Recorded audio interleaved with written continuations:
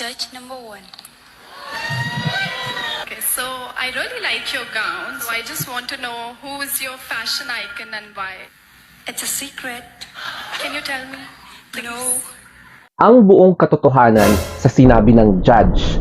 Letter A, I don't like your gown. O kaya yung letter B, I do like your gown. So, i-repeat ko ulit yung video at pakinggan ulit natin. Judge number 1. Okay, so I really like your gown. So I just want to know who is your fashion icon and why. It's a secret. Can you tell me? Please? No. That was the question, but okay, I got my answer. I'm sad. Thank you. Thank you so much, contestant number 17. Ito na nga ang katotohanan. So, akala natin I don't. Pero kapag uulit-ulitin mo, I do pala yung ibig niyang sabihin. So, nung first na nakita ko or napanood ko yung video, sabi ko sa sarili ko, grabe naman yung judge na yan. Napaka-judgmental, ginajudge yung gown, tsaka yung designer. Kaya siguro sinabi ng contestant na no, kaya buti nga sa kanya. Pero, nung dumaan ulit sa newsfeed ko, tapos pinanood ko, sabi ko, teka, parang do talaga eh. So, inuulit-ulit ko siya at mukhang may ano talaga, yung the way they pronounce the word. So, siguro, there are factors to consider and wag nating i-judge yung judge.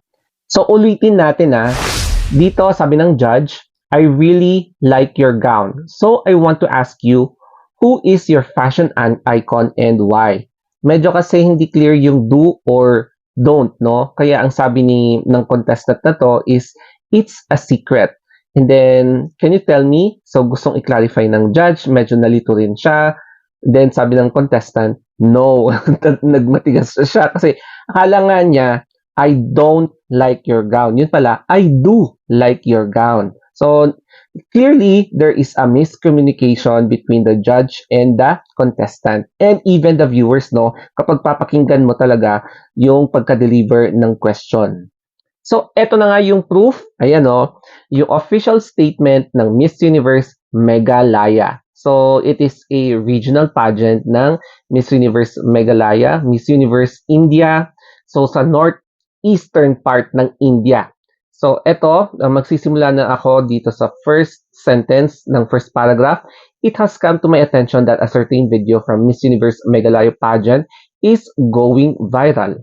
So, I do understand that the contestants did mistakes in understanding the question, but doesn't mean you will troll her.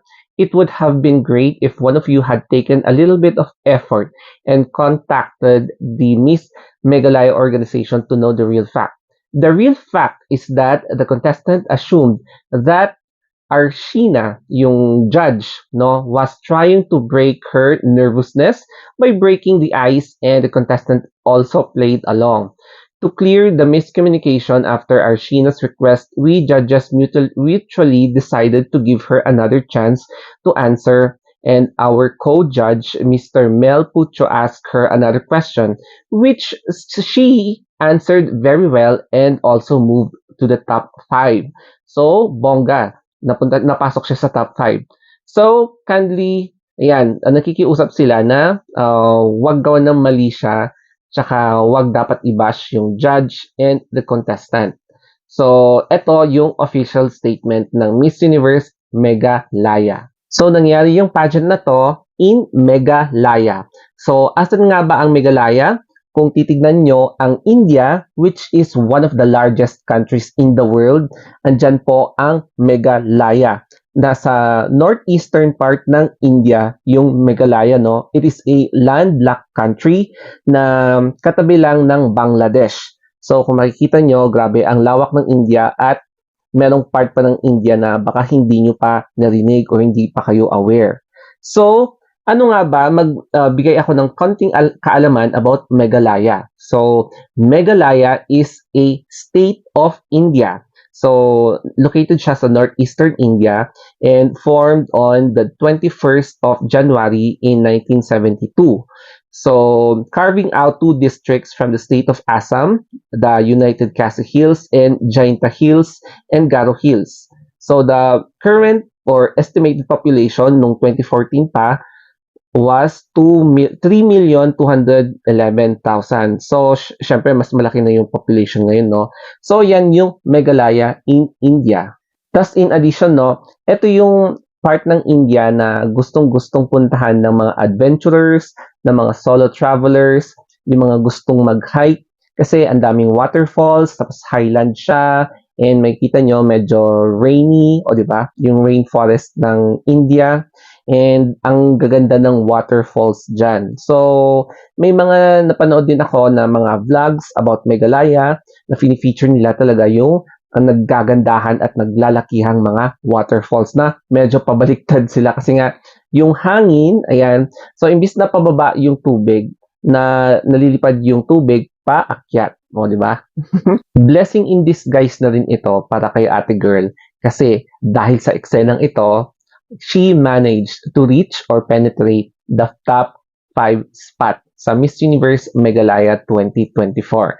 So ngayon, may mga realization tayo na wag dapat natin agad husgahan kung ano yung nakita natin, narinig natin, o parang itignan ulit natin, no? I-examine natin, i-assess natin kung totoo ba yung narinig ko, totoo ba yung nakita ko, o di ba? Kung mabusisi ka at you use your comprehension skills, matutuklasan mo talaga kung ano yung totoo and not just by reading the title or just reading what you see. So, importante rin talaga na maging mabusisi kung minsan.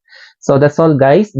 Thank you and follow me also sa Instagram account, The Story of Anthony. Ayan po. And also my YouTube, Facebook, TikTok, Twitter, Threads. So, that's it guys. Always be positive and syempre always give chance to others.